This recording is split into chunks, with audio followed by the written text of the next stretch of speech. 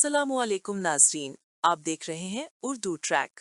वाना के cadet college में पेश आने वाले अफसोसनाक वाक़े के ताज़ा मनाजिर सामने आ गए हैं। सिक्योरिटी फोर्सेस ने फौरन कार्रवाई करते हुए कॉलेज में मौजूद तमाम तलबा और असातिज़ा को बाहिफाजत रेस्क्यू कर लिया। सिक्योरिटी जराये के मुताबिक इस वक्त कॉलेज में तकरीबन 650 अफराद मौजूद थे, जिनमें 525 कैडेट्स शामिल थे।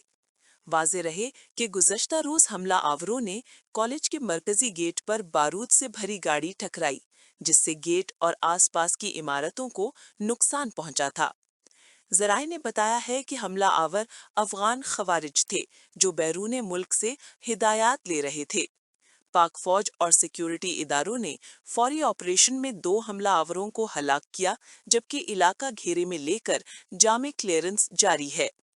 सिक्योरिटी हुकाम का कहना है कि ऑपरेशन एहतियात और हिकमती अमली के साथ जारी है और आखिरी दहशतगर्द के खात्मे तक कार्रवाई जारी रहेगी। खुशाइंद बात यह है कि तमाम तलबा व असातिज़ा की हालत निस्बतन मुस्तहकम बताई जा रही है और उनका हौसला बुलंद है।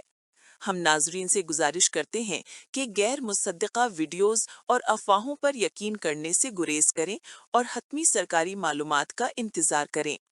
मज़ीद ताज़ा मालूमात और तफसीली रिपोर्ट के लिए देखते रहिए उर्दू ट्रैक।